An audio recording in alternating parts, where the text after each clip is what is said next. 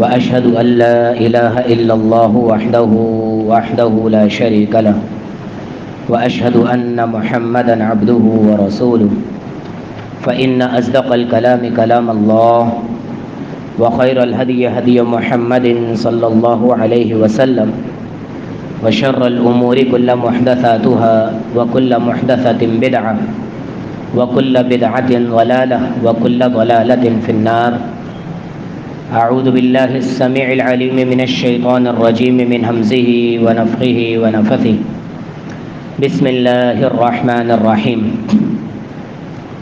يا أيها الناس اتقوا ربكم الذي خلقكم من نفس واحدة وخلق منها زوجها وبث منهما رجالا كثيرا ونساء واتقوا الله الذي تساءلون به والأرحام إن الله كان عليكم رقيبا. يا أيها الذين آمنوا اتقوا الله حق تقاته ولا تموتن إلا وأنتم مسلمون. يا أيها الذين آمنوا اتقوا الله وقولوا قولا سديدا يصلح لكم أعمالكم ويغفر لكم ذنوبكم ومن يطع الله ورسوله فقد فاز فوزا عظيما. اللهم صل على محمد وعلى آل محمد كما صليت على إبراهيم وعلى آل إبراهيم إنك حميد مجيد. اللهم بارك على محمد وعلى آل محمد كما باركت على إبراهيم وعلى آل إبراهيم إنك حميد مجيد.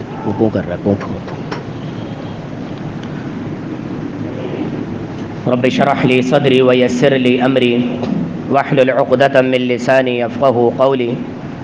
اللهم انفعني بما علمتني وعلمني ما ينفعني وزدني علما.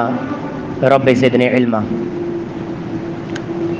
اللهم أرنا الحق حقا وارزقنا اتباعه وأرنا الباطل باطلا وارزقنا اجتنابه. تمام تر تعریفات، تسبیحات، تقدیسات، تکبیرات، تمجیدات، تعریفی عمدہ کلمات، بزرگی والے کلمات اس اکیلے اللہ رب العالمین احکم الحاکمین وحدہ لا شریک لہ، مشکل کشا، حاجت روا، بگڑیاں سنوارنے والا، کشتیوں کو پار لگانے والا، بیماروں کو شفا دینے والا اور ہر ایک کی ضرورتوں کو پورا کرنے والی ذات صرف اور صرف ایک ہی ہے، میرا اور آپ کا پالنہار پروردگار اللہ رب العالمین، بے انتہا تعریفوں کے لائق، بے انتہا بزرگی کے لائق، ساتھ ہی کروڑوں اربوں بے شمار انگنت لاتعداد درود و سلام ہو پیغمبر آخر الزماں، شافی روز جزا، با کمال بے مثال آمنہ کے لال محمد الرسول اللہ صلی اللہ علیہ وسلم کی ذات اقدس پر، آپ کی قبر انور پر، آپ کے جسم اطہر پر، آپ کی روح اطہر پر. انتہائی مختصر حمد و سلام کے بعد محمد الرسول اللہ صلی اللہ علیہ وسلم سے محبت ضروری ہے ایمان کے لیے، جنت میں جانے کے لیے. محبت کے تقاضے پورے کرنے کے لیے نبی علیہ الصلاۃ والسلام کی زندگی کے حالات، آپ کے واقعات، آپ کا کردار، آپ کا گفتار، بات کرنے کا انداز، چلنے کا انداز، آپ کا حلیہ مبارک، یہ تمام تر چیزیں اپنے اپنے لیول پر کم اور زیادہ ہر مسلمان کے لیے فرض ہے، ہر مسلمان کے لیے ضروری ہے. اس عنوان کو سمیٹ کر ایک نام دیا جاتا ہے اور وہ نام ہے سیرت النبی صلی اللہ علیہ وسلم، کہ نبی کریم صلی اللہ علیہ وسلم کی سیرت. سیرت کہتے کس کو ہے؟ ایک ہوتی ہے صورت اور ایک ہوتی ہے سیرت. اور یہ کہاوت آپ نے بیش بہا بار سن رکھی ہے کہ اگر سیرت اچھی نہ ہو تو صورت جتنی بھی خوبصورت ہو وہ کسی کام کی نہیں ہوتی. شادی کے موقع پر لڑکے پسند کرتے ہیں کہ جناب علی خوبصورت دلہن چاہیے، چاند کا ٹکڑا. وہ چاند کا ٹکڑا گھر میں آنے کے بعد جو دن میں تارے دکھاتا ہے تو پھر بندہ اپنا سر پکڑ کے بیٹھ جاتا ہے کہ ہم نے صرف خوبصورتی کو ترجیح دی. کاش کہ ہم اخلاقیات دیکھتے، معاملات دیکھتے، گھر کا ماحول دیکھتے، دیگر چیزیں بھی دیکھتے. خوبصورتی بھی دیکھی جا سکتی ہے اس میں کوئی دو رائے نہیں ہے.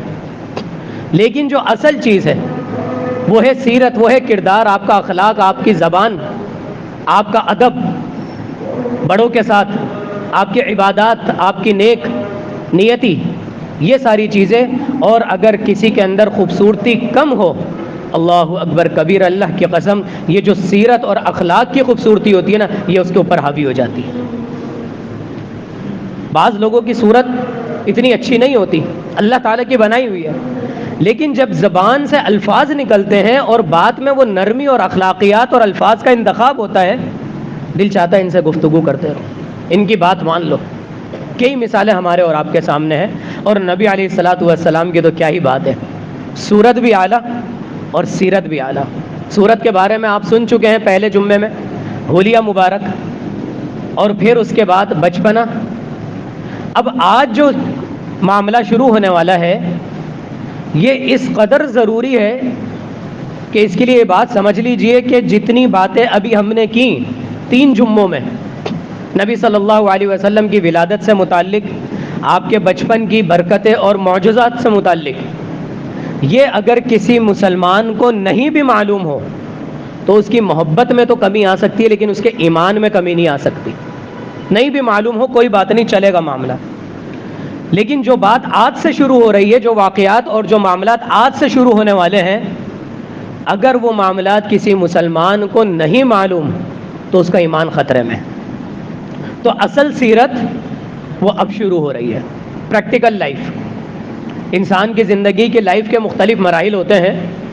اسکول لائف ہوتی ہے، پھر کالج لائف شروع ہو جاتی ہے، پھر یونیورسٹی لائف ہوتی ہے، اور پھر بڑے بزرگ یہی کہتے ہیں کہ جو زندگی سبق سکھاتی ہے وہ کسی کتابوں میں بھی نہیں لکھا ہوا. Practical life. پریکٹیکل لائف میں آنے کے بعد انسان ایک دوسرے سے واسطہ پڑتا ہے، کاروبار، نوکری، 10 لوگوں سے معاملات، عبادات، عروج پر، ساری چیزیں آپ کی پریکٹیکل لائف کے اندر آتی ہیں. نبی کریم صلی اللہ علیہ وسلم کی پریکٹیکل لائف اب یہاں سے شروع ہو رہی ہے.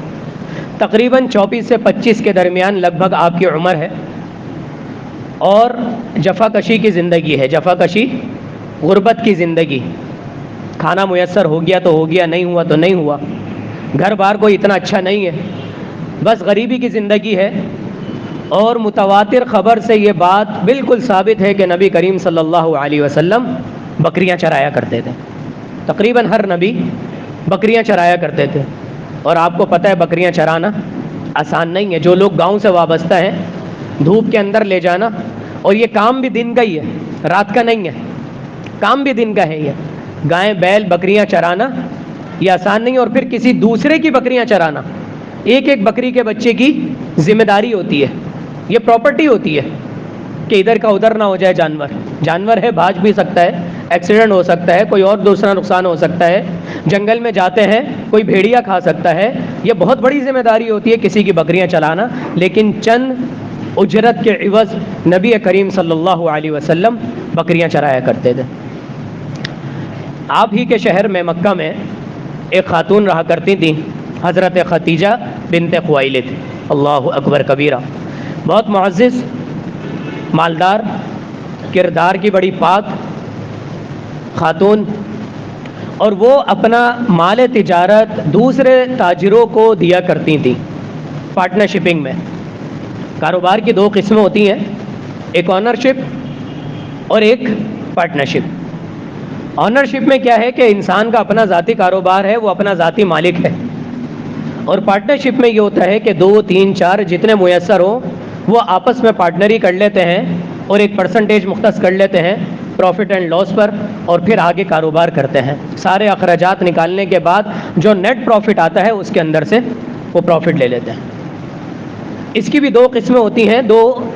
ایک قسم تو یہ ہوتی ہے کہ ہم دونوں نے برابر برابر کا مال لگایا، یا تھوڑا مال انہوں نے لگا دیا، تھوڑا مال میں نے لگا دیا، اور دونوں محنت کر رہے ہیں، دونوں دکان کو چلا رہے ہیں، فیکٹری کو چلا رہے ہیں، اور جو بھی معاملہ ہوگا وہ کریں گے. اور ایک قسم دوسری ہوتی ہے کہ ایک بندہ پیسہ لگاتا ہے اور دوسرا بندہ محنت کرتا ہے. تو جو بندہ پیسہ لگا کے اپنے گھر پہ بیٹھ جاتا ہے یا اپنے دیگر کاموں میں لگ جاتا ہے اس کو کہتے ہیں سلیپنگ پارٹنر، کہ اس کا مال لگا ہوا ہے اور جو محنت کر رہا ہے اس کا مال نہیں لگا ہوا. غریب ہے وہ، اس کے پاس مال نہیں ہے، لیکن اس کی محنت ہے، اس کا تجربہ ہے، اس کی ایمانداری ہے، ساری چیزیں ہیں. تو یہ دونوں مل کر آپس میں پارٹنرشپ میں کاروبار کر سکتے ہیں اور آپس میں اس کا حصہ ہو سکتے ہیں.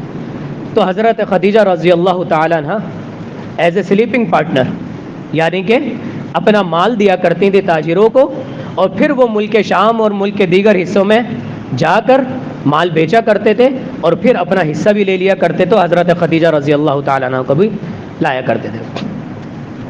نبی کریم صلی اللہ علیہ وسلم کی کچھ ایمانداری کا معاملہ حضرت خدیجہ نے سن رکھا تھا. تو حضرت خدیجہ نے نبی علیہ الصلاۃ والسلام کو 25 سال کی عمر میں ایک آفر کی کہ میں دیگر لوگوں کو اپنا مال دیتی ہوں, آپ بھی میرا مال لے کر جائیے, اور میں دیگر لوگوں سے زیادہ اجرت آپ کو دوں گی. کیوں بھائی؟ یہ ابھی صرف سن رکھا تھا ان کی ایمانداری پر, اور ابھی ہم ایمانداری پر آئیں گے انشاءاللہ تعالی. نبی علیہ الصلاۃ والسلام مان گئے اور حضرت خدیجہ رضی اللہ تعالی عنہ کا مال حضرت خدیجہ کے ایک غلام میسرہ جس کا نام تھا اس کے ساتھ لے کر روانہ ہو گئے. یہاں سے یہ بات بھی پتہ چلی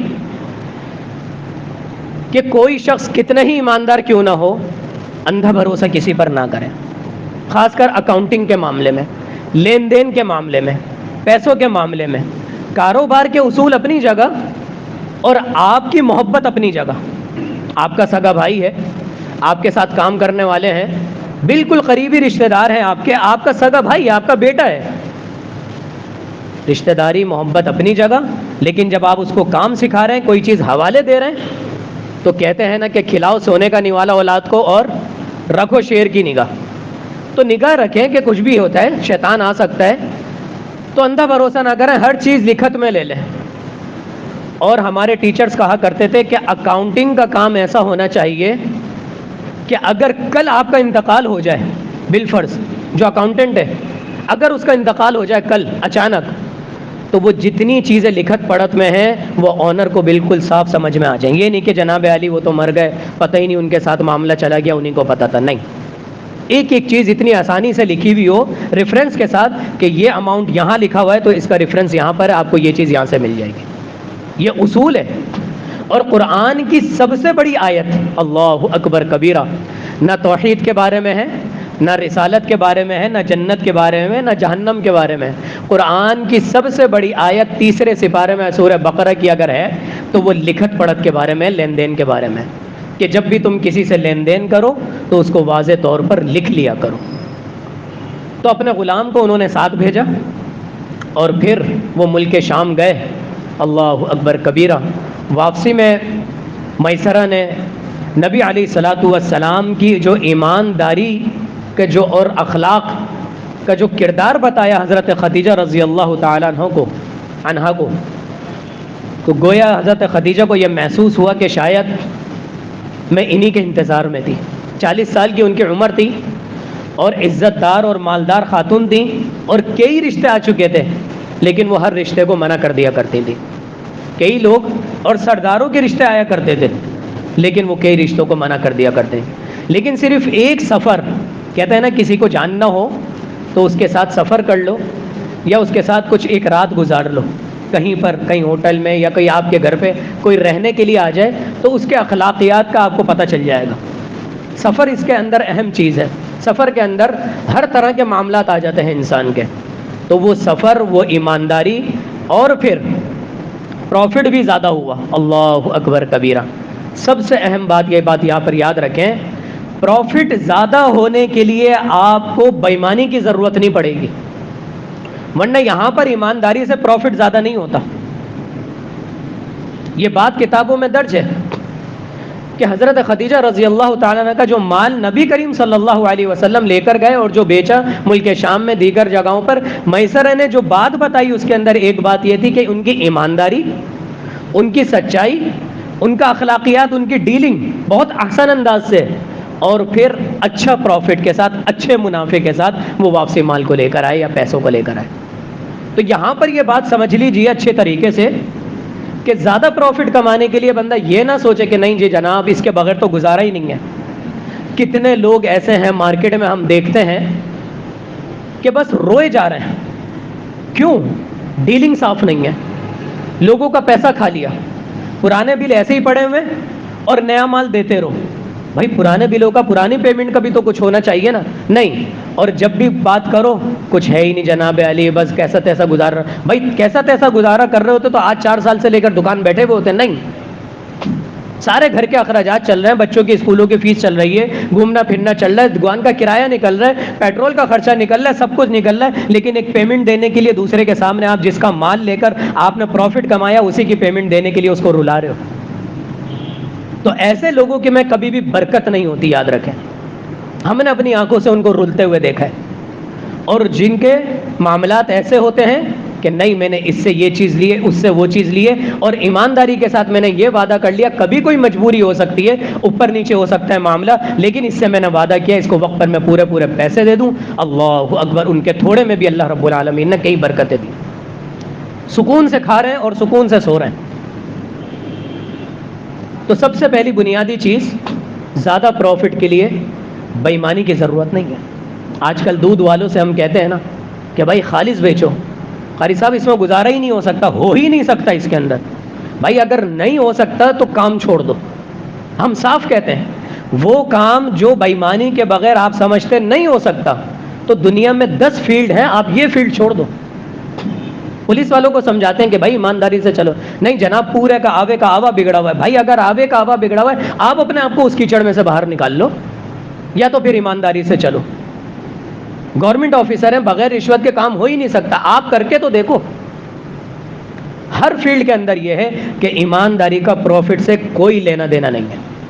وہ اللہ رب العالمین نے آپ کے نصیب میں لکھ دیا. اب اگر آپ اس کو غلط طریقے سے لوگے تو جو صحیح طریقہ تھا اس میں سے مائنس ہو جائے گا. نبی کریم صلی اللہ علیہ وسلم کی ایمانداری، یہ ساری چیزیں دیکھ کر حضرت خدیجہ رضی اللہ تعالی عنہا اپنی ایک خادمہ بلکہ اپنی ایک سہیلی کے ہاتھ نبی علیہ الصلوۃ والسلام کو رشتہ بھجواتی ہیں. اللہ اکبر کبیرہ. یہاں سے یہ بات بھی پتہ چلی کہ لڑکی والے خود رشتہ بھجوا سکتے ہیں. ہمارے معاشرے میں اس قدر غلط تصور ہے کہ بیچارے بیٹیوں والے لے کے بیٹھے ہوئے ہیں، ادھر سے ادھر سے باتیں کر رہے ہیں، دعا کر رہے ہیں رشتہ آ جائے. بھائی اگر آپ کو کوئی پسند ہے تو آپ کسی بڑے کے تحت اس کے گھر والوں سے بات کر سکتے ہیں کہ ہمیں آپ کا لڑکا پسند ہے اور ہم چاہتے ہیں کہ ہماری لڑکی سے آپ کے لڑکے کی شادی ہو جائے. ضروری نہیں ہے کہ لڑکی والے بس بیچارے بیٹھے ہوئے ہیں اور انتظار میں ہے کہ کوئی رشتہ آئے گا تو ہی بات آگے بڑھے گی. نہیں، اس میں کوئی قباحت نہیں ہے. اور ہمارے یہاں بھی معاشرے میں یہ تصور اور یہ سوچ غلط ہو گئی ہے کہ اگر کوئی رشتہ لے کر آتا ہے اپنی بیٹی کا تو ہم کیا بولتے ہیں؟ جناب علی بیٹی بوجھ لگ رہی ہے ان کو. انا للہ و انا الیہ راجعون. ہم تو چاہتے ہیں کہ اچھی جگہ چلی جائے. تو یہ تصور، یہ معاشرتی بد اخلاقی، یہ ہمیں اپنے اندر سے ختم کرنی پڑے گی. دوسری اہم چیز، عورت کا بڑی عمر کا ہونا اور مرد کا چھوٹی عمر کا ہونا یہ بھی کوئی برائی نہیں ہے اگر رشتہ اچھا ہے. اگر رشتہ اچھا ہے، ورنہ دیکھیں نا آپ کتنا ڈفرینس ہے، 15 سال کا ڈفرینس. یہ ابھی جوانی ہے بالکل، اور وہ ادھیڑ عمر ہے، بڑھاپا نہیں ہے لیکن ادھیڑ عمر ہے، 40 سال. یہاں تو ہماری یہاں عورتیں 30 کراس کرتی ہیں تو ہم ان کو انٹی بولنا شروع کر دیتے ہیں، اور وہ خود بھی اپنے آپ کو بوڑھا سمجھنا شروع کر دیتی ہیں. یہ مسئلے ہیں، لوگ بتاتے نہیں ہیں اپنی عمر کو. انا للہ و انا الیہ راجعون. میرے بھائی سیرت کا مطالعہ اس لیے نہیں کیا جا رہا کہ بس واقعات سننا ہے، نہیں. میں نے کہا نا سیرت ایسی چیز ہے، اور یہ خاص کر یہ پریکٹیکل لائف آئی ہے. ابھی تو ایک واقعہ چل رہا ہے صرف نبی علیہ الصلوۃ والسلام کا، اور آج پورے جمعے میں صرف یہ صفحہ ہوگا، صرف یہ ایک صفحہ. کوئی آدھی کتاب نہیں پڑھ رہے ہم، کوئی پاؤ کتاب نہیں پڑھ رہے، کوئی 10 صفحے نہیں پڑھ رہے. صرف ایک صفحے کے اندر ہماری زندگی کے کس قدر معاملات جڑے ہوئے ہیں یہ ہم کبھی سوچ بھی نہیں سکتے. اس لیے میں نے کہا کہ سیرت پڑھنا ضروری ہے. کتابیں بھی آپ لوگ کو اس لیے دی ہیں. اللہ اکبر کبیرہ. تو بات ہو رہی تھی کہ بڑی عمر کا اگر رشتہ آتا ہے تو اس میں کوئی قباحت والی بات نہیں ہے، اور رشتہ اچھا ہوتا ہے تو اس کے اندر کوئی قباحت والی بات نہیں ہے. اور بڑی عمر کی عورت ہمارے معاشرے میں اگر ہو جائے تو ہم یہ نہ سوچیں کہ یہ تو اب بڈھی ہو گئی، یہ تو بوڑھی ہو گئی، اب اس کا رشتہ نہیں ہوگا، یا ہم اپنے بچوں کا رشتہ کرنے میں کترائیں. ایسا نہیں ہو جائے. محمد الرسول اللہ صلی اللہ علیہ وسلم کے پاس جب رشتہ آیا تو آپ نے رضامندی کا اظہار کیا. اب جب رضامندی کا اظہار ہو گیا تو اب یہ نہیں ہوا کہ بھائی اب قاصد، آج کل تو نمبر ایکسچینج ہو جاتے ہیں، تو یہ نہیں کہ خط و کتابت شروع ہو گئی، نہیں، بلکہ آپ نے اپنے چچا ابو طالب سے بات کی، اور حضرت خدیجہ نے جب دیکھ لیا کہ ہاں بھائی یہ شخص راضی ہیں، تو انہوں نے اپنے چچا سے بات کی، اور بڑوں کی آپس میں بات ہوئی۔ تقریباً 2 مہینے کے عرصے میں یہ بات چیت چلتی رہی، اور پھر آخرکار 2 مہینے کے بعد 25 سال کی عمر میں نبی کریم صلی اللہ علیہ وسلم کا حضرت خدیجہ سے نکاح ہو گیا۔ یہ ہے احسن طریقہ کہ اگر لڑکا لڑکی کو آپس میں کوئی پسند بھی آ جاتے ہیں اور پتہ چل گیا کہ ہاں بھائی ہم دونوں ایک دوسرے کو پسند کرتے ہیں، ہمارا شادی کا ارادہ ہے، تو پھر ڈھکے چھپے باتیں نہیں ہوں گی، آپس میں بنا چھپے چھپ چھپ کر ملاقاتیں نہیں ہوں گی۔ والدین کو بتائیں، اور یہ بات میں نے اچھی طریقے سے آپ لوگوں کو اس وقت جب شادی کا ہمارا ٹاپک چل رہا تھا تو بتایا تھا کہ اس کے اندر والدین کا کیا کردار ہونا چاہیے، کہ والدین اپنے بچوں کو دیکھیں، اگر وہ کہتے ہیں کہ معاملہ یہ ہے، اگر بچی کی پسند یا بچے کی پسند صرف مال کی ہے تو انہیں بتا دیں گے بیٹا مال تو قسمت سے ہے، کبھی نہ کبھی ختم ہو جائے گا۔ اگر ان کی پسند خوبصورتی کے اوپر ہے تو انہیں یہ بھی بتا دیں بیٹا خوبصورتی تو عمر کے ساتھ ہے، یہ ابھی ڈھل جائے گی، کسی اور چیز کی وجہ سے کر رہے ہیں، لیکن اگر ان کی پسند دینداری کی وجہ سے ہے تو والدین کو اس کے اندر لچک آ جانی چاہیے اور رضامندی ہو کر بچوں کی شادی کروا دینی چاہیے۔ یہ اس ٹاپک میں ہم نے بڑا تفصیل سے ذکر کیا تھا۔ ایسا نہیں کہ بس اگر کسی نے پسند کر لیا تو اب اس سے تو نہیں ہوگی بالکل، اور ہمارے سامنے یہ مثالیں موجود ہیں کہ وہ ابا کے لگ گئی پتے پہ، اب اس سے تو نہیں کریں گے، چاہے اس سے برے لڑکے سے کر دیں گے، آخر اس نے پسند کیا کیسے؟ تو یہ والدین کا اور گھر والوں کا اس کے اندر بہت اہم کردار ہے۔ تو والدین کی آپس میں بات ہوئی اور پھر الحمدللہ ثم الحمدللہ شادی ہو گئی۔ نبی کریم صلی اللہ علیہ وسلم کی 7 اولادیں، ان میں سے 6 اولادیں، 6 بچے حضرت خدیجہ رضی اللہ تعالیٰ عنہ سے۔ پہلا بیٹا قاسم، انہی کی وجہ سے نبی کریم صلی اللہ علیہ وسلم کا نام کنیت ابو القاسم، آپ نے سنا ہوگا ابو القاسم محمد الرسول اللہ صلی اللہ علیہ وسلم کو کہا جاتا ہے، کس وجہ سے؟ قاسم کی وجہ سے۔ قاسم تھے سب سے بڑے، پھر اس کے بعد پیدا ہوئیں زینب، پھر اس کے بعد پیدا ہوئیں رقیہ، پھر ان کے بعد پیدا ہوئیں ام کلثوم، اور پھر اس کے بعد 5ویں نمبر پر چوتھی بیٹی پیدا ہوئیں حضرت فاطمہ رضی اللہ تعالیٰ عنہ، اور پھر ان کے بعد پیدا ہوئے عبداللہ، جن کا ایک نام طیب بھی ہے اور ایک نام طاہر بھی ہے، ایک نام طیب اور ایک نام طاہر۔ آج آپ قرآن اٹھا کر دیکھیں گے اللہ رب العالمین کے 99 نام ہیں جو قرآن و حدیث میں ثابت ہیں، لیکن مبالغہ آرائی کیا کری لوگوں نے کہ دوسری طرف محمد الرسول اللہ صلی اللہ علیہ وسلم کے بھی 99 نام لکھ دیا۔ یہ کہاں سے آیا بھائی؟ یہ زبردستی کے نام نکالے، اور ان میں تو چند نام ایسے ہیں جن کے معنی نبی کریم صلی اللہ علیہ وسلم کی طرف نہیں جاتے بلکہ اللہ کی طرف جاتے ہیں۔ کیوں؟ زبردستی کی چیز۔ حالانکہ کچھ چیزوں میں آپ کو ایسا شبہ ہوگا کہ اللہ رب العالمین نے نبی صلی اللہ علیہ وسلم کو زیادہ اہمیت دے دی۔ مثال کے طور پر دعا کے اندر ہم نے سب سے پہلے اللہ رب العالمین کی تعریف کرنی ہے اور پھر نبی صلی اللہ علیہ وسلم پہ درود بھیجنا ہے۔ تو ایک صحابی آپ علیہ الصلوۃ والسلام کے پاس آتے ہیں اور کہتے ہیں کہ میں اللہ کی تعریف کرتا ہوں اور پھر ایک مخصوص حصہ آپ کے اوپر درود بھیجتا ہوں اور پھر اپنے لیے دعا کرتا ہوں، آپ بتائیے کہ اتنا مخصوص حصہ کافی ہے؟ نبی علیہ الصلوۃ والسلام فرماتے ہیں فَإِن زِدْتَ فَهُوَ خَيْرٌ لَكَ، اگر تم بڑھا لو گے اس درود کو فَهُوَ خَيْرٌ لَكَ، تو تمہارے لیے بہتر ہے۔ انہوں نے کہا ٹھیک ہے، میں 1/3 حصہ نکالتا تھا، اب میں آدھا حصہ آپ صلی اللہ علیہ وسلم پر درود بھیجوں گا اور آدھا حصہ اپنی دعائیں کروں گا۔ آپ نے پھر فرمایا کہ فَإِن زِدْتَ فَهُوَ خَيْرٌ لَكَ، اگر تم اور بڑھا لو گے تمہارے لیے بہتر ہے۔ انہوں نے کہا ٹھیک ہے، میں 3/4 حصہ درود پڑھوں گا اور 1/4 حصہ اپنے لیے دعائیں مانگوں گا۔ آپ علیہ الصلوۃ والسلام نے فرمایا فَإِن زِدْتَ فَهُوَ خَيْرٌ لَكَ، تم اور بڑھا لو گے تمہارے لیے بہتر ہے۔ تو انہوں نے کہا اب میں اپنی پوری دعا میں درود ہی درود پڑھتا رہوں گا، اللہ اکبر کبیرہ۔ یہاں پر اللہ کی تعریف کی بات نہیں ہو رہی، نبی صلی اللہ علیہ وسلم پر درود کی، کیونکہ درود نبی علیہ الصلوۃ والسلام پر اللہ کے قرب کا حصہ ہے۔ اسی طریقے سے وہ مشہور حدیث کہ جس شخص کے سامنے نبی علیہ الصلوۃ والسلام کا نام لیا جائے اور وہ آپ پر درود نہ پڑھے تو ہلاک ہو، برباد ہو وہ شخص، جبکہ اللہ کا نام لیا جائے تو اس کے اوپر کوئی ایسی وہ خبر نہیں ہے کہ اللہ کے نام کے ساتھ ہم نے کچھ کہنا ہے، پڑھتے پڑھتے ہم کہہ دیتے ہیں اللہ عز وجل، لیکن یہ کوئی ضروری اور لازم نہیں ہے، لیکن نبی صلی اللہ علیہ وسلم کے ساتھ یہ چیز لازم و ملزوم ہے۔ نبی علیہ الصلوۃ والسلام کی شخصیت دنیا سے ریلیٹڈ ہے تو دنیا میں آپ کی عزت کو سب سے اعلیٰ مقام دینا ضروری ہے کہ کوئی بھول کر بھی بے عزتی کا شبہ نہ ہو. اسی لیے قرآن میں بھی آیا ہے کہ وَلَا تَسُبُّوا الَّذِينَ يَدْعُونَ مِن دُونِ اللَّهِ فَيَسُبُّوا اللَّهَ عَدْوًا بِغَيْرِ عِلْمٍ. جو لوگ اللہ کے سوا کسی اور کو پکارتے ہیں اللہ کے مقابلے میں آ گئے, لیکن تم ان کو گالی نہ دو. انجانے میں آ کر وہ اللہ کو گالی دیں گے اور ان کو علم بھی نہیں ہے کہ وہ کس ذات کو گالی دے رہے ہیں, تو وہ گالی دیتے ہیں, اللہ کو دینے دو. اور ان کے اللہ کو اگر وہ گالی دیتے ہیں تو اس کے اوپر کوئی قانون حد نہیں ہوگا, لیکن ہمیں روک دیا کہ ان کے خداؤں کو گالی نہیں دینا. لیکن محمد الرسول اللہ صلی اللہ علیہ وسلم کو اگر کوئی گالی دے دے, آپ کی کوئی بے عزتی کرنے کی کوشش کرے یا بے عزتی کرے اور ہمارا اگر اس تک پہنچ ہو رہی ہے بالکل, تو اس کی سزا قتل ہے. اس میں کوئی دو رائے نہیں ہے. یہ عزت احترام کیا کم تھا کہ ہم نے زبردستی کے وہ 99 نام نبی صلی اللہ علیہ وسلم کے بھی بنا لیے؟ یہی تو ہے. دیکھیں سنت کیا چیز ہے. سنت ہے نبی سلیم صلی اللہ علیہ وسلم سے محبت نبی کے طریقے پر, اور بدعت کیا ہے؟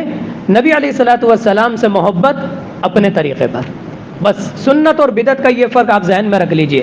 آپ کو محبت ہے نبی علیہ الصلوۃ والسلام سے, سنت طریقے پر آپ سارے کام کیجئے, کوئی اس کے اندر قباحت نہیں ہے.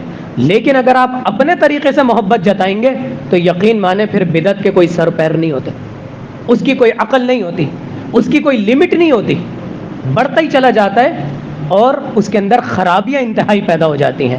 یہ ہم نے ربیع اول کے مہینے میں اور دیگر مہینوں میں ہم دیکھتے رہتے ہیں. تو محمد الرسول اللہ صلی اللہ علیہ وسلم کا نام ابو القاسم یہاں سے پڑھا, اور طیب اور طاہر آپ صلی اللہ علیہ وسلم کے عبداللہ بیٹے کا نام تھا. اور یہ تینوں بیٹیاں آپ کی, رقیہ, ام کلثوم اور زینب, ان تینوں نے بلکہ چاروں نے جو ہے وہ اسلام کا زمانہ بھی دیکھا اور تینوں نے ہجرت بھی کی سوائے حضرت فاطمہ رضی اللہ تعالیٰ عنہ. آپ کو پتہ ہے ہجرت کے وقت اگر حضرت ابو بکر کو ساتھ لے کر نکلے کہ جان کا خطرہ تھا, تو آپ کو پتہ ہے اللہ کے نبی صلی اللہ علیہ وسلم نے اپنے بستر پر کس کو لٹایا؟ حضرت علی رضی اللہ تعالیٰ. اللہ اکبر کبیرہ. باہر لوگ کھڑے ہوئے تلواریں لے کر مارنے کے لیے, محاصرہ کیا ہوا ہے, اور خدا نہ خواستہ اگر کوئی اندر آ جاتا تو وہ ڈائریکٹ کہاں حملہ کرتا؟ نبی علیہ الصلوۃ والسلام کے بستر پر. اور بستر پر کون لیٹے ہوئے ہیں؟ حضرت علی. تو شان کسی کی کم نہیں ہے ہمارے یہاں. اگر ابو بکر کی شان بیان ہو رہی تو اس سے علی کی شان کم نہیں ہوتی, اور علی کی شان بیان ہو رہی ہے تو اس سے عمر کی شان کم نہیں ہوتی. ہر ایک کا اپنا اپنا مقام ہے. ہر ایک نے نبی صلی اللہ علیہ وسلم کے لیے جان دینے کی کوشش کی ہے, جان دی ہے. بلکہ بستر پر لیٹنا یہ کوئی آسان کام نہیں تھا کہ کوئی بھی آتا وہ ڈائریکٹ حملہ کرتا قاتلانہ بستر پر, اور بستر پر محمد الرسول اللہ صلی اللہ علیہ وسلم کی جگہ حضرت علی ہیں. اور راستے میں اگر پکڑے جاتے تو دونوں مارے جاتے, اور نبی صلی اللہ علیہ وسلم کے ساتھ کون تھے؟ حضرت ابو بکر. تو ہر ایک کی شان اپنی اپنی جگہ ہے. تو بتانے کا مقصد یہ ہے کہ نبی کریم صلی اللہ علیہ وسلم کا ہجرت کا زمانہ سب نے دیکھا سوائے حضرت فاطمہ کے. کیوں؟ کیونکہ حضرت فاطمہ اور حضرت علی رضی اللہ تعالیٰ عنہما کو نبی علیہ الصلوۃ والسلام مکے میں چھوڑ کر گئے تھے. تو یہ آپ صلی اللہ علیہ وسلم کے 7 بچے, جن میں سے 6 بچے حضرت خدیجہ سے ہوئے. اور پھر اس کے بعد ایک واقعہ, خانہ کعبہ کا تعمیر ہونا, یہ بھی ایک بہت بڑی, ایک بہت اہم واقعہ ہے. اس کو بھی انشاءاللہ دیکھتے ہیں, اگر وقت ہوتا ہے تو اس کو لے کر چلتے ہیں, ورنہ اگلی دفعہ کریں گے. سب سے جو اہم چیز ہے وہ کیا ہے؟ کاروبار کے اندر ایمانداری. کاروبار کے اندر ایمانداری. اور یہ کوئی جواز نہیں ہے کہ جناب علی یہ کہ اگر چوری کر رہے ہیں تو پتہ چل رہا ہے بھائی یہ تو گاؤں گوٹ کے آئے ہیں, سیلاب زدگان کے لڑکے ہیں, شہر میں آ گئے اور ان کا تو نوکری نہیں لگ رہی, ان کا فلانا نہیں ہو رہا, دھماکہ نہیں ہو رہا, تو یہ لوگ چوری چکاری کر رہے ہیں. نہیں, نبی علیہ الصلوۃ والسلام غریب تھے, چاہتے تو زیادہ پروفٹ کے لیے کچھ بھی کر سکتے تھے, لیکن نہیں, یہ غربت جو ہے یہ آپ کی بےایمانی کے اوپر ڈھک نہیں سکتی. یاد رکھیں, بہت سارے لوگ یہ جواز بنا لیتے ہیں جو اسٹریٹ کرائم ہو رہی ہیں, جتنے بھی ہو رہے ہیں, جناب علی کیا کریں, ان بچوں کو نوکریاں نہیں مل رہی. بھائی نوکریاں نہیں مل رہی تو اپنا ٹھیا لگا کے کھڑے ہو جاؤ, عزت سے روٹی کماؤ. چھوٹا موٹا کاروبار کرو، کچھ بھی کرو، شریعت کسی کبھی 1-2 روپے کیا 10 روپے کیا 100 روپے کیا کچھ بھی چرانے کی، ڈکیتی کی، بےایمانی کی اجازت نہیں دیتی۔ اللہ تعالیٰ سے دعا ہے کہ جو کچھ سنا اور سنایا گیا ہے اپنی زندگی میں شامل کرنے کی توفیق عطا فرما دے۔ اقول قولی ھذا واستغفر اللہ لی ولکم ولسائر المسلمین۔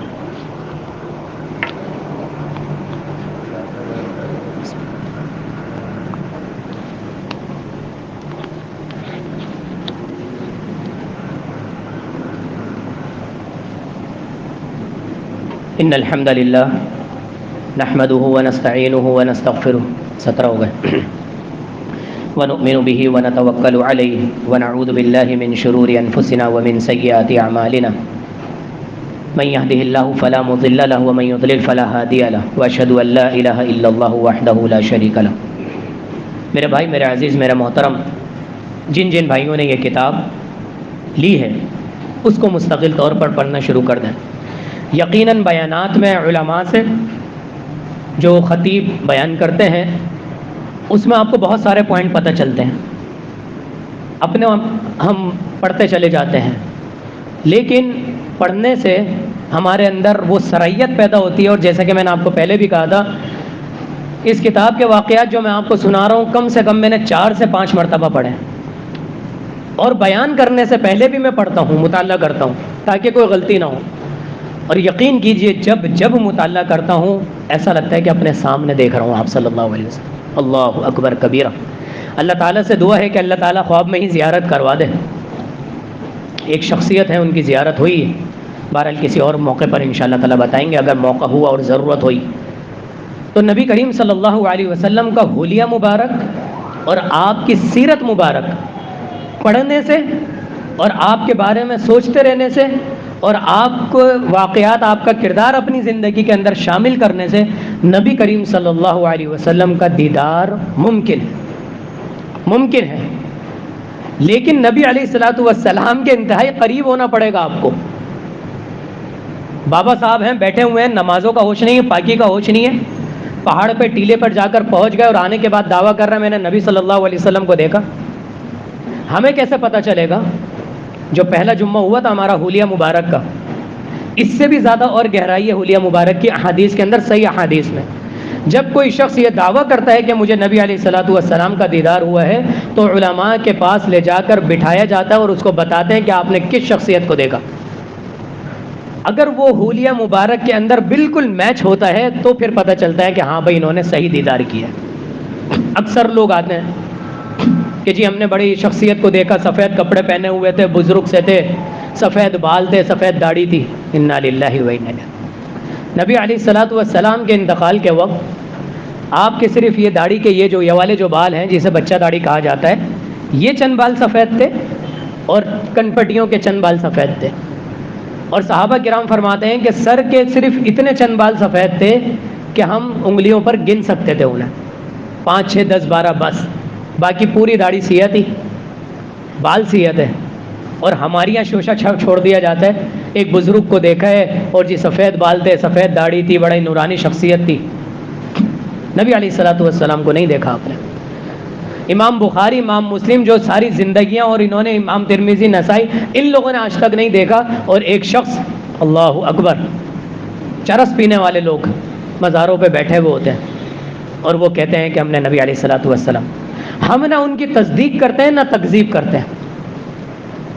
تصدیق ہم کر نہیں سکتے کیونکہ حلیہ صحیح نہیں بتا رہے، تکذیب ہم کر نہیں سکتے کہ قیامت کے دن ہماری پکڑ نہ ہو جائے کہ بس کسی کو جھوٹا نہیں کہہ رہے۔ صحیح ہے، آپ کا معاملہ ہے آپ کے ساتھ، لیکن آپ دنیا کو بتاتے پھرو اور اس کے اوپر آپ پھر چندے لیتے پھرو۔ انا للہ و انا الیہ۔ خانقاہیں تیار کر لو اور لوگوں کے ساتھ آ کے تسبیحاں پکڑ کے پھر دم درود اور جھاڑ پوچھ یہ شروع کر دو تو پھر اس کی تو پھر ہم سخت مخالفت کریں گے۔ تو نبی کریم صلی اللہ علیہ وسلم کا دیدار ہو سکتا ہے لیکن شاذ و نادر۔ دعا کریں کہ مجھے بھی ہو جائے اور دعا کریں کہ آپ کو بھی ہو جائے۔ اس کے بعد کا ایک اہم واقعہ جو ذکر کرنا تھا لیکن وقت نہیں ہے، خانہ کعبہ کی تعمیر میں ایک تنازع پیش آ گیا تھا، اور وہ تنازع محمد الرسول اللہ صلی اللہ علیہ وسلم نے 35 سال کی عمر میں سولو کیا، اور اتنے بڑے منصفانہ انداز سے سولو کیا. اس کے اندر بھی ہمارے کئی سبق ہیں. انشاءاللہ تعالیٰ اگلی ملاقات میں وہ ہوگا. اللہ تعالیٰ سے دعا ہے کہ اللہ تعالیٰ ہمارا یہاں پر جمع ہونا قبول فرما لے. ہم سب کا جو ہے نا اللہ نبی کریم صلی اللہ علیہ وسلم سچی محبت ہمارے دلوں میں پیوست فرما دے. دعاؤں کی درخواست ہے. اس سے پہلے میں ایک اعلان کرنا چاہوں گا. آپ کو پتہ ہے کہ ہر مہینے میں ایک دن ہمارے پاس حجامہ کے لیے افتخار بھائی حیدرآباد سے تشریف لے کر آتے ہیں. اور حجامہ کیا چیز ہے؟ خون آپ کا جو ہوتا ہے جسم کا وہ نکالا جاتا ہے سک کر کے، اور اللہ کی قدرت دیکھیے کہ جو گندا خون ہوتا ہے نا خون کے اندر سے وہی نکلتا ہے، اور باقی صاف خون اندر رہ جاتا ہے. تھوڑا سا خون ہوتا ہے جس میں نبی علیہ الصلوۃ والسلام کے حدیث کے مطابق یہ سنت بھی ہے اور علاج بھی ہے. سر کے درد کا بھی ہوتا ہے، آنکھوں کا بھی ہوتا ہے، کمر کے درد کا بھی ہوتا ہے، ٹانگ کے درد کا بھی ہوتا ہے، ہر جگہ کا ہوتا ہے. اب وہ اسپیشلسٹ پر بات ہے کہ اس شخص نے ہر جگہ کا سیکھا ہوا ہے یا نہیں سیکھا ہوا، وہ الگ بات ہے. تو اصل جو چیز ہے جو سنت طریقہ وہ کمر کے اوپر 3 پوائنٹ ہوتے ہیں. ہر انسان کو چاہیے کہ مہینے 2 مہینے 3 مہینے میں حجامہ کرا لے. اس سے کئی بیماریاں جو ہمیں خود بھی نہیں پتہ ہوتا ہمارے اندر بیماریاں پل رہی ہوتی ہیں وہ بیماریاں نکل جاتی ہیں. تو الحمدللہ آج افتخار بھائی ہمارے پاس موجود ہیں. سارا دن یہیں پر ہیں، کسی بھی نماز میں آ سکتے ہیں، آپ کسی بھی وقت آ سکتے ہیں، حجامہ کروا سکتے ہیں. فری بھی کرتے ہیں ہم، لیکن جو لوگ پیسے دے سکتے ہیں ہم ان سے ریکویسٹ کرتے ہیں کہ 50 100 200 روپے جو بھی بنتے ہیں وہ دے بھی دیں تاکہ ایک اخراجات جو ہے وہ نکال لیں. لیکن اگر کسی کے ساتھ کوئی پریشانی ہے تو پیسوں کا کوئی برڈن نہیں ہے، آپ علاج کروائیں. تو انشاءاللہ تعالیٰ آج کے دن ہمارے پاس وہ موجود ہیں. اللہم احسن عاقبتنا فی الامور کلھا واجرنا من خزی الدنیا وعذاب الآخرہ.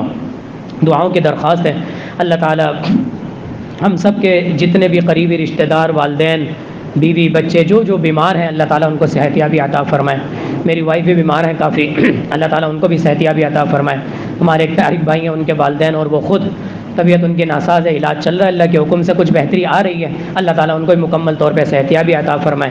اسی طرح موبائل پہ بھی چند درخواستیں آئی ہوئی ہیں. ہماری کچھ اسٹوڈنٹ ہیں، ان کی والدہ کا آنکھوں کا آپریشن ہوا تھا، اللہ تعالیٰ ان کو بھی صحت یابی عطا فرمائے. جن لوگوں کے دل میں جن لوگوں کے لیے دعاؤں کی تمنائیں ہیں اللہ تعالیٰ ان کی تمام تر دعاؤں کو قبول فرما لے. فلسطین کے مجاہدین کی اللہ تعالیٰ مدد فرما دے، اور فلسطین کے مظلوم لوگوں کی اللہ رب العالمین مدد فرما دے. دیکھیں یہ جو بائیکاٹ کا مسئلہ ہے نا، یہ بھی ایک مسئلہ ہے. 25 ہو گئے ہوں گے. اللہ اکبر کبیرہ. دیکھیں میں زیادہ ٹائم نہیں لینا چاہتا. پھر انشاءاللہ تعالیٰ فلسطین کے معاملات میں انشاءاللہ اگلے جمعے 5 سے 7 منٹ رکھیں گے. اور یہ بائیکاٹ کا کیا معاملہ ہے مصنوعات کا، اس کو بھی انشاءاللہ تعالیٰ اچھے طریقے سے سمجھیں گے کہ ہمارا اس میں کیا کردار ہونا چاہیے. اللہ تعالیٰ سے دعا ہے کہ اللہ تعالیٰ قبول فرما لے. ربنا تقبل منا انک انت السمیع العلیم وتب علینا انک انت التواب الرحیم. سبحان ربک رب العزة عما یصفون وسلام علی المرسلین والحمد للہ.